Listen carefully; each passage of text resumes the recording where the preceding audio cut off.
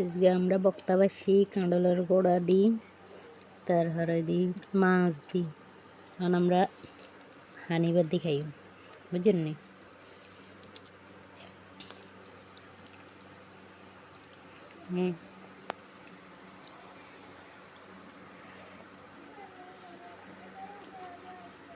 দেখছেন হানিবাদি বক্তাদি খাইতে যে সোয়াদ আছে এক সার, কলজে জুড়ে যাইব, দিল জুড়ে যাইব, মন ঠান্ডা হয়ে যাইব। আপনারা খাইছেন নি জীবনে বক্তাদি হানিবাদি?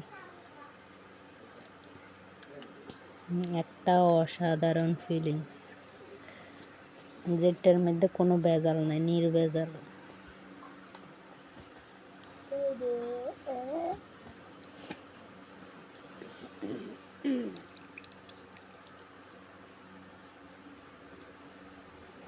আমরা খাইতে থাই, আপনারা খাইছেন নি জীবনে জানাইয়েন।